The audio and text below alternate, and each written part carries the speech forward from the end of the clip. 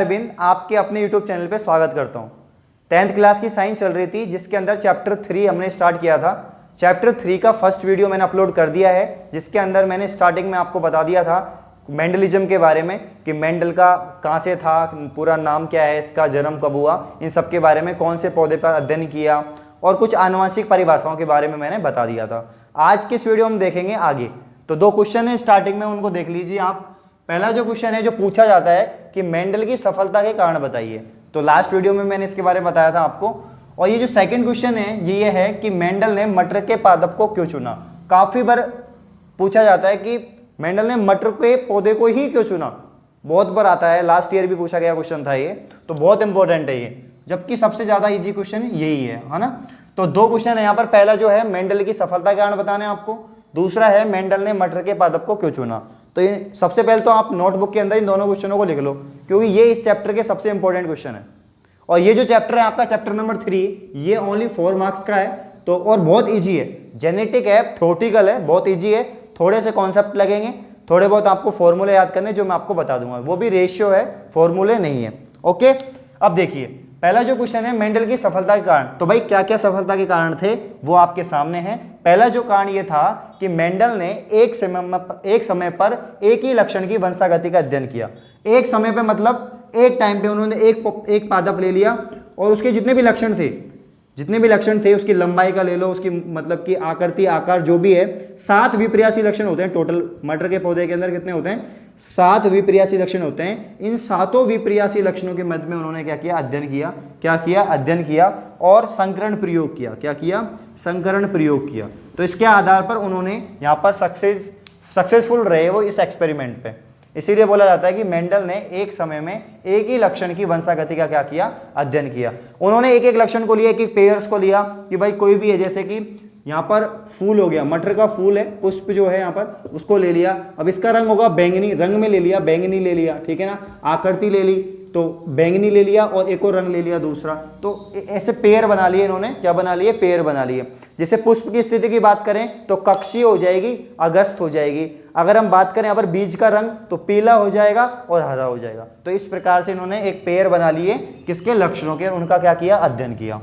Next जो point है इसका ये है कि संकरण प्रयोगों में आंकड़ों का क्या किया इन्होंने? सांख्यिकी विश्लेषण। बिल्कुल, इन्होंने जो भी डाटा था कि भाई जो भी संकरण प्रयोग किए, एक संकर संकरण, द्विव संकर संकरण, उसका जो भी रिजल्ट आया उस रिजल्ट को इन्होंने एक बुक के अंदर लिख लिया, जिसके बारे में मैंने आपको बताया भी था।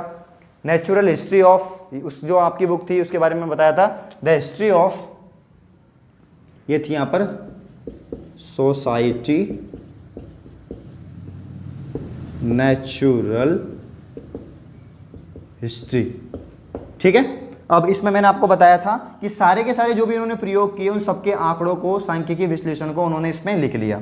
लास्ट जो पॉइंट ये है कि मटर के पौधे का चुनाव, ये सबसे इंपॉर्टेंट साबित हुआ था, क्योंकि और ये क्वेश्चन इसीलिए बनता है कि मटर के पौधे को क्यों चुना, और बहुत इंपॉर्टेंट भी रहा इनके लिए, इसीलिए सफलता का कारण भी है कि मटर के पौधे को चुनना मेंडल के सफलता के कारण है। तो 3 इंपॉर्टेंट कारण है आपके सामने सफलता के। पहले कि मेंडल ने एक समय में एक ही लक्षण की वंशागति का अध्ययन किया। दूसरा, संकरण प्रयोग में आंकड़ों का सांख्यिकी विश्लेषण किया। तीसरा यहाँ पर है मटर के पौधे का चुनाव करना। तो ये बहुत इंपॉर्टेंट बात है। अगला क्वेश्चन आपके सामने सेकंड जो आपके सामने ही है कि मेंडल ने मटर के पादप को क्यों चुना। तो सबसे इंपॉर्टेंट बात इसका पहला पॉइंट ये कि 1 वर्षीय शाक है, मतलब 1 वर्ष के अंदर इसकी किसी भी पीढ़ी का अध्ययन कर सकते हैं बार बार।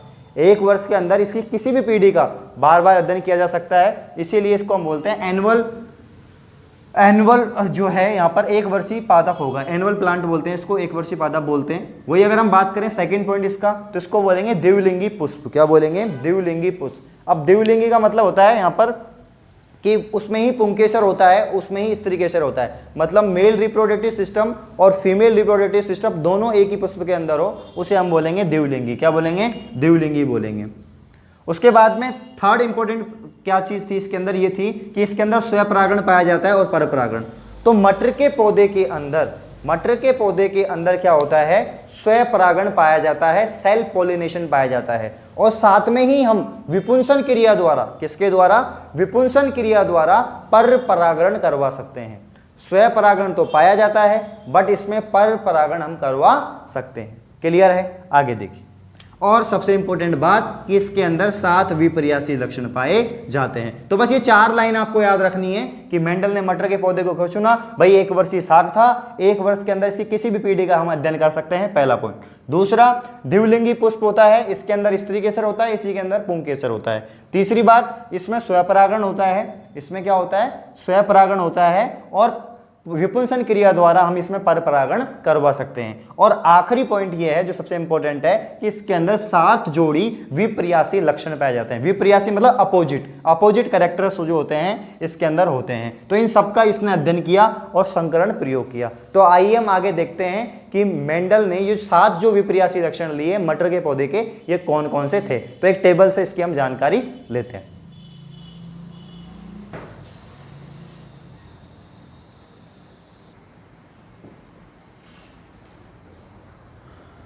तो अब हम बात करेंगे मेंडल ने जो मटर के पौधे को चुना उसके जो लक्षण थे।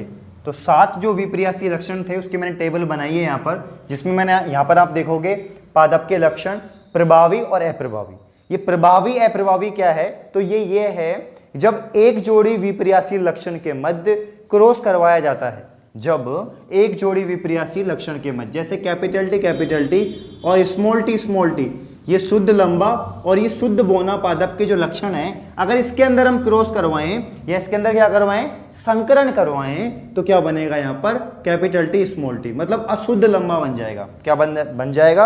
अशुद्ध लंबा। एक शुद्ध लंबा लिया, एक अशुद्ध मतलब कि लंबा लिया, तो ये क्या बन जाएगा यहाँ पर? इसको हम बोलेंगे प्योर शुद्ध लंबा और इसको बोलेंगे शुद्ध बोना। क्या बोलेंगे? शुद्ध बोना। और ये क्या बन गया? अशुद्ध लंबा बन गया। क्या बन गया? अशुद्ध लंबा। न तो लंबा न बोना, मीडियम साइज का हो गया। तो इसके लक्षण इसमें भी आ गए और इसके लक्षण इसमें भी आ गए, तो यहाँ पर कैपिटल टी स्मॉल टी हो गया। तो इस प्रकार के कुछ लक्षण हैं जो अगर प्रभावी वो होते हैं, डोमिनेंस वो होते हैं, जिनके अंदर लक्षण चला जाए, मतलब कि जब एक जोड़ी विपर्यासी लक्षण के मध्य हम क्रॉस करवाएंगे तो जब पहली पीढ़ी आएगी, मान लीजिए ये पेरेंटल जनरेशन है, ये जो है ये माता है, ये पिता है, तो ये पेरेंटल जनरेशन हो गई, ये जनक पीढ़ी हो गई।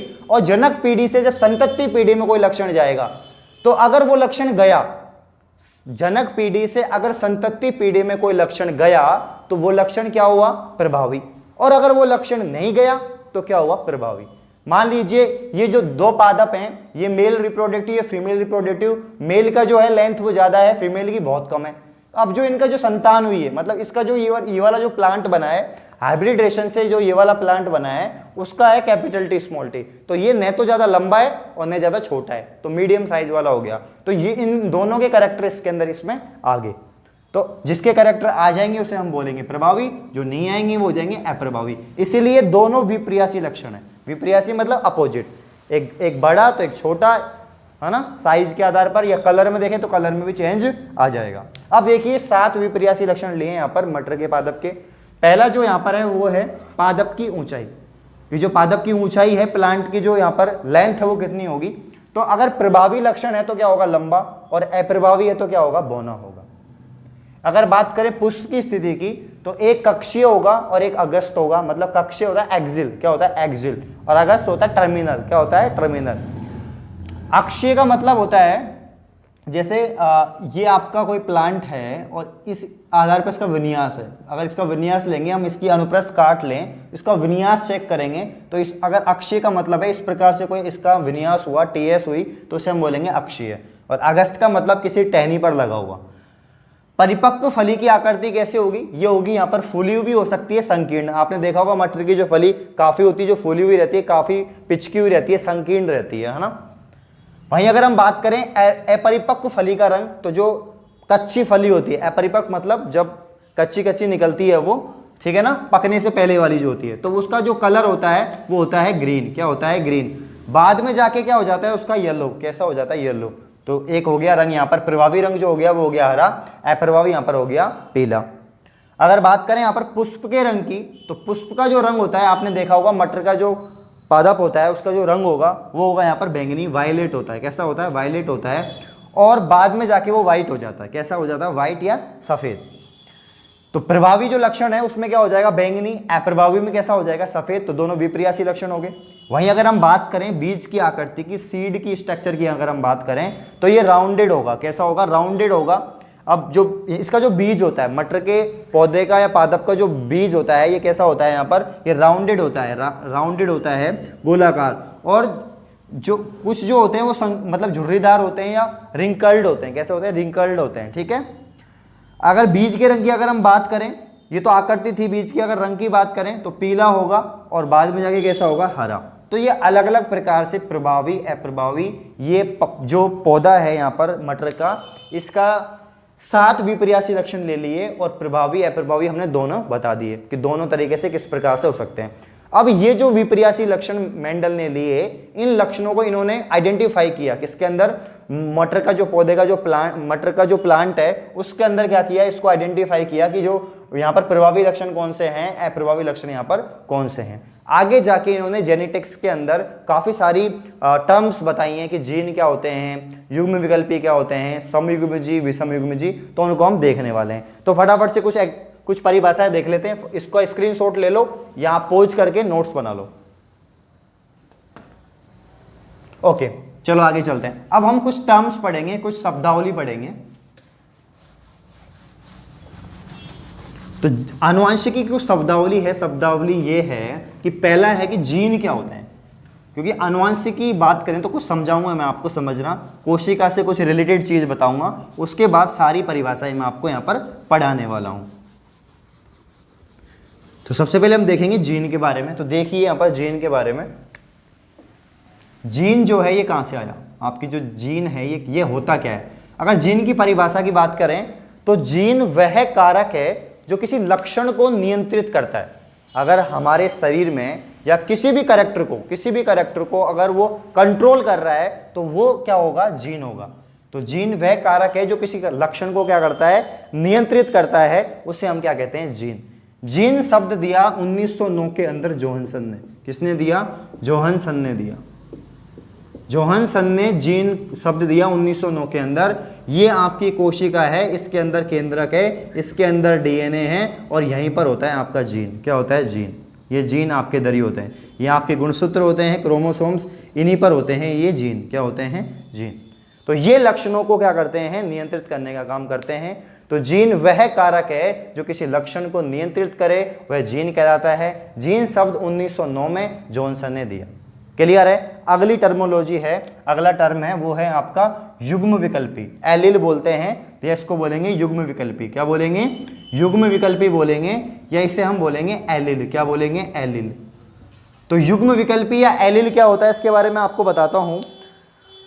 तो युग्म विकल्पी यहां पर आपका हो जाएगा किसी एक लक्षण को नियंत्रित करने वाले 2 विपर्यासी लक्षण।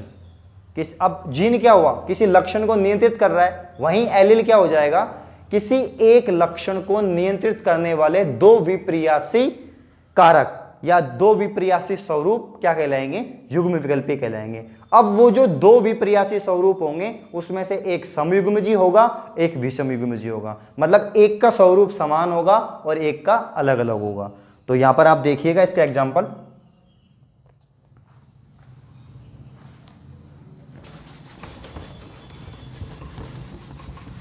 इसका एग्जाम्पल देखेंगे अभी हम, इसका एग्जाम्पल क्या होने वाला है यहाँ पर समयुग्मजी का। तो समयुग्मजी का हम देखेंगे कि जो आप पहले तो ले लो एलिल, एलिल ले लिया। अब इसके 2 हो जाएंगे, इसको बोलेंगे युग्म विकल्पी।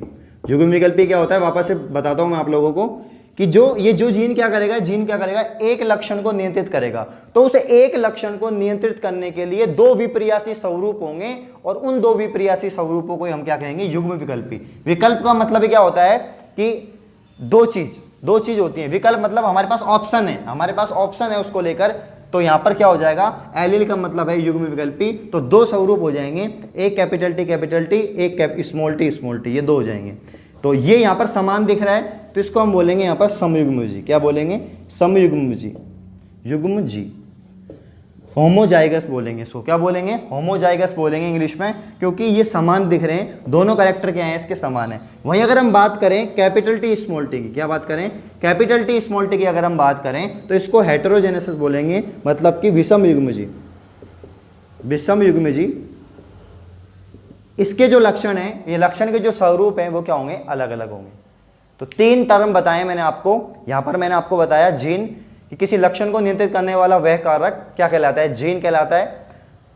और किसी लक्षण को नियंत्रित करने वाले कारक के 2 विपर्यासी स्वरूप एलील या युग्म विकल्पी कहलाते हैं। अगर वह जो विपर्यासी स्वरूप है अगर वह समान हुआ, कैसा हुआ, समान हुआ, तो क्या होगा, समयुग्मजी। और अगर अलग अलग हुआ तो क्या होगा, विषमयुग्मजी। तो कैपिटल टी यहां पर क्या था, समयुग्मजी था, और कैपिटल टी स्मॉल टी क्या था, विषमयुग्मजी था। तो आई होप आपको यहां तक जो मैंने पढ़ाया है इस वीडियो के अंदर मैंने आपको काफी कंटेंट दे दिया है।